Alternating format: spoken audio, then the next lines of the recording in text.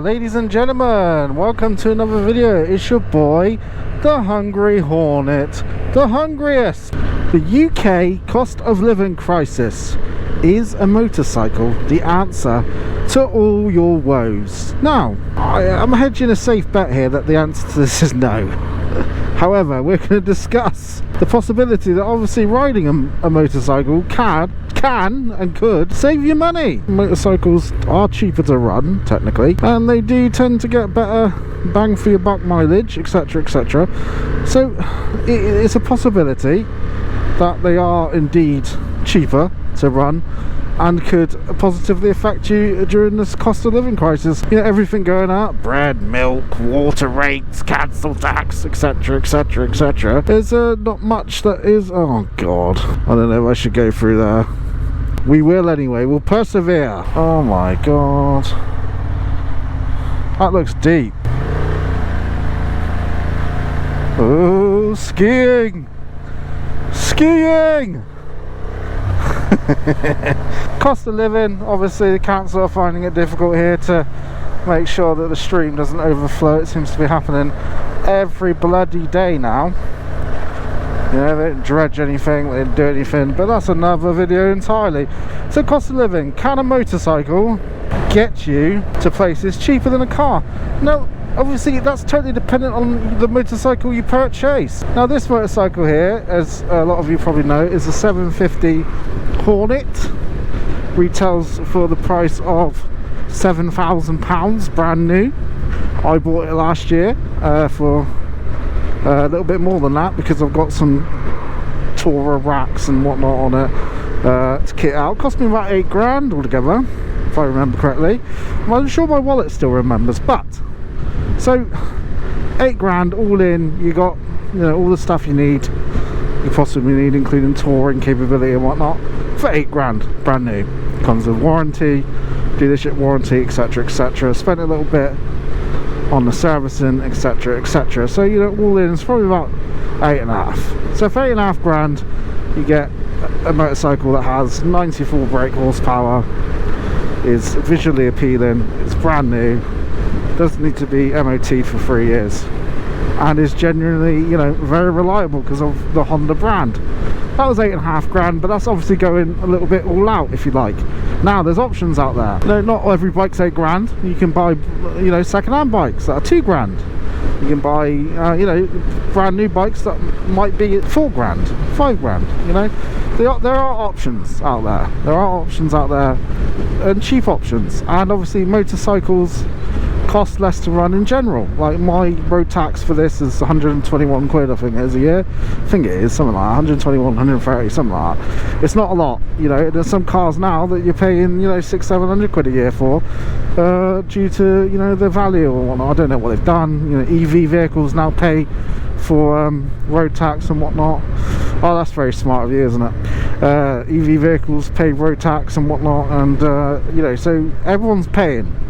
Everyone's gone through the roof. Petrol is expensive, but obviously, you know, this full tank costs around 15 quid, 18 quid, or probably about 24 quid. But you know, it's, you know, not a lot. It gets me to about 230 odd miles, 220 miles on a full tank. You've got to ask yourself, you know, as a motorist, is it time people start looking into riding a motorcycle due to the fact that obviously they're cheaper? They're usually cheaper to insure. I say usually. Now, don't get me wrong here, ladies and gents. Not all motorcycles are cheap to insure. Just ask my mate Billy. He can't get insurance on an R6 because he's brand new to riding, etc. And they won't insure him. They'll insure me, however. But that's a whole nother story. They just must know that I'm the Hungry Hornet and respect the game. Respect the player. There you go. Hello, fellow motorcyclists. I like that scooter. That's nice. Anyway, so it's two-stroke. Smell it. A motorcycle can be very economical. You know, when things go right. When things go wrong, they can be very expensive. So if you can't get the right insurance for it because you've decided to get a Hornet 750 and you've literally just passed your test, you pay through the nose. I struggled to get insurance on this particular bike at the start. All of the insurers were like, oh yeah, we'll insure you for like 5 grand a year, and I was like, no, but I'd already purchased the bike, so I was stuffed. I managed to send my details off to Lexham Insurance, who you know, they basically asked for my driving license, all that sort of stuff, you know, claims bonuses from other places, etc. And they ended up insuring me for 1,100 quid, I think it was, or 1,400 quid. I think it's 1,400. When you look at a motorcycle, when you take into, you know, let's say you're on L plate provisional, get a scooter, you know, or a 125, it's going to be a couple grand insurance. I remember I paid a couple grand insurance when I started, when I was riding on CVT. It's gone down, you know, periodically it's gone down year by year. My insurance for this bike now is 500 quid a year. You know, I'm 3 years, well, 2 years, nearly 2 years into my passing my test anniversary, so that's good, because that means I'm not on probation anymore once I pass it. It'll happen in June. It's currently February, the 4th of February 2026 to be precise. There is, you know, there is a chance that obviously, you know, when you're starting out buying a motorcycle, it's quite expensive, you know, can be. You got the gear, you got all that, so you got, it's quite an investment. But once you're in it, you got your bike, you got, you know, you bought a brand new bike. Let's say you buy a brand new Hornet 750 Honda, 8 grand, yeah, 7.5 grand, whatever. Wait for the new ones to come out because they look good, mate. We got like e-clutch and stuff. Looking forward to testing out that. Come in a yellow colour scheme as well, which looks incredible. But yeah, so you buy your brand new Hornet, you got insurance, a couple grand. So you spent 9 grand. Petrol, if you're commuting and that all year round, you're going to fill up a couple times, that's for sure, but it's not going to cost you as much as it would on a car. Now if you can brave the weather and you can brave the you know, the environment, then it becomes worth it. I mean, look at this. Recently on the channel we've been hit by gales and wind and rain, and well, look at it today. This is what it's about. When spring starts springing up and the weather starts getting slightly more nicer and mild and fairer, you start to really appreciate the fact, oh yeah, this is a good decision. During the winter you're like, oh, this sucks, and then that's why all my videos usually are very depressing during the winter. Is motorcycling the right choice for you?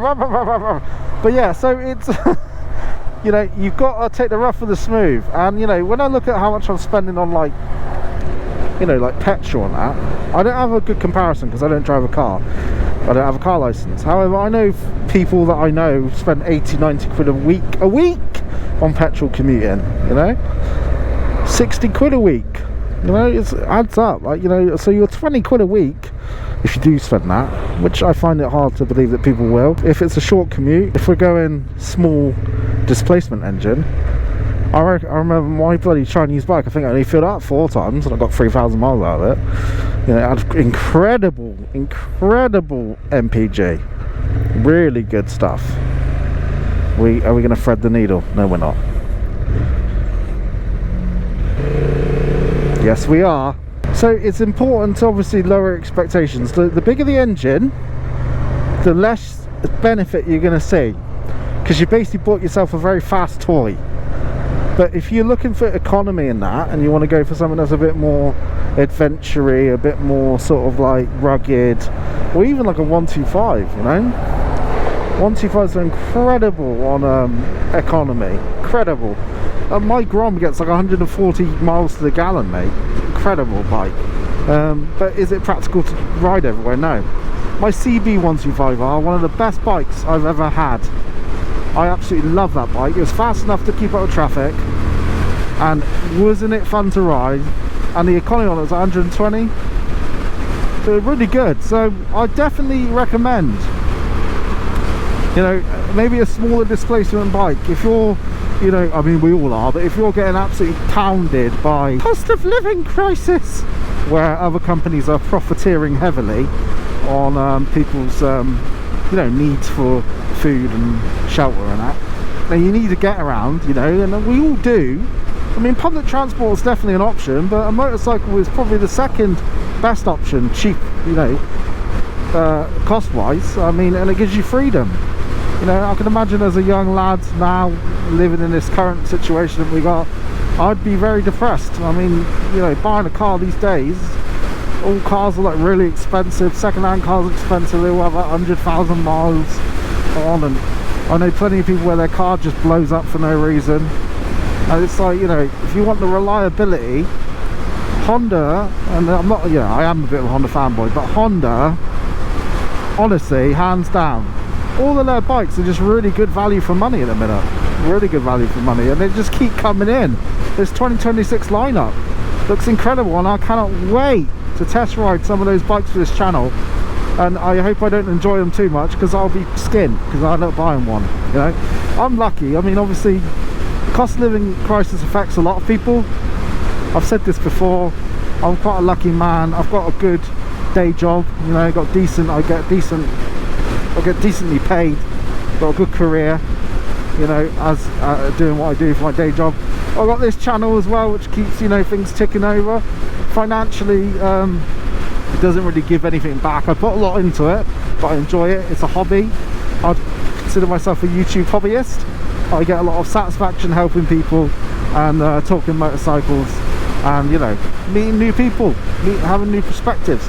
So yes, I firmly believe motorcycling is an option for people that are struggling during the cost of living crisis. It can be the difference of making you mobile, getting you out and about, getting you a little bit further away from, like, let's say you can only get jobs that are in a certain area.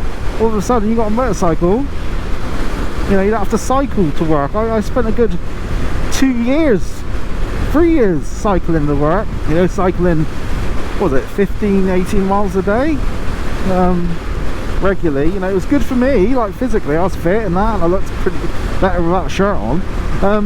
But who needs abs and muscles when you've got a jet black Batmobile Hornet under your legs, baby, or between your legs? You know, you don't. You're just a fat guy on a bike.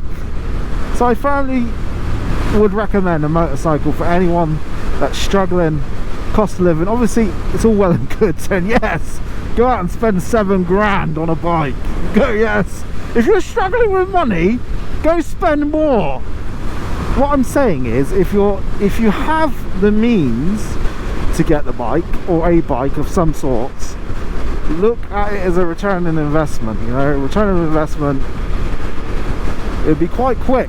You'll see it, you know, when you're spending, I mean, as I said, I fill up once a week and I put some mileage on, you know, and it's like, yeah, it cost me 20 quid, but do I notice the difference of, like, versus my, you know, 125? Yeah, I do. The cost of insuring it and taxing it is going down gradually, so you'll have a year or two where you're paying a little bit above the odds, and then all of a sudden you're paying nothing. I know someone, you know, Butler John, friend of the channel, and even Martin with his incredible bike, they pay next to nothing for their bikes insurance wise, you know, because they're experienced motorcyclists that have had bikes for years. And you're talking about, both of those guys recently got back into it, and because they're experienced and, you know, they've had their license for a while, you know, they were only paying like 300 quid insurance for a year. I think, if I remember correctly, John only pays like 190 or something like that for his Fireblade. You know, so there is light at the end of the tunnel, boys and girls, you know. Unfortunately, because of the way the system is and the way, you know, it is to us mere mortals, you know, especially if you're a little bit younger, you're less experienced, you just passed your bike test, there's certain things, there's certain hurdles you've got to overcome first, and one of those hurdles is paying your dues and overpaying insurance for a couple of years, because that's just the way it is. That's how it works. That's how the system is made. It's the same for car drivers, you know. Car drivers, you know, youngsters, young boys and girls, you know, they pay £2,000-3,000 a year for a fucking Fiat Punto, 1 litre fucking shit box, and they have to drive around with a black box in their car, and it still doesn't fucking do anything. You know, it doesn't put their premium down. Oh my god, that was wide. So, you know, it's just part of it. Once you get past that, you'll see the benefits. If you work your way up the classes, you know, the motorcycle classes, and, you know, and you got your displacement slowly, you'll see a benefit, because you'll be able to, like, afford the insurance on a bigger bike, you know, with with a novice experience, if you like. What's up with these van drivers, man? And you'll see a benefit to it, you know. So I firmly believe you hang in there, do your best to sort of, like, you know, work your way up. This is the perfect time to do it, to get the cost of living balance right. It's when it starts to spring up a bit and the springtime happens. You know, you'll start to see a benefit to it. The weather's not too bad, so you won't be emotionally damaged every day and physically shattered because of the rain. It's very important that you sort of, like, you know, you work your way up at it. So I'd firmly stand by the idea that yes, a motorcycle can help you towards the cost of living crisis in the UK and help you possibly even get a better job elsewhere, because you're more mobile now and you've got, oh, go on then, mate, that's a cool car, thank you.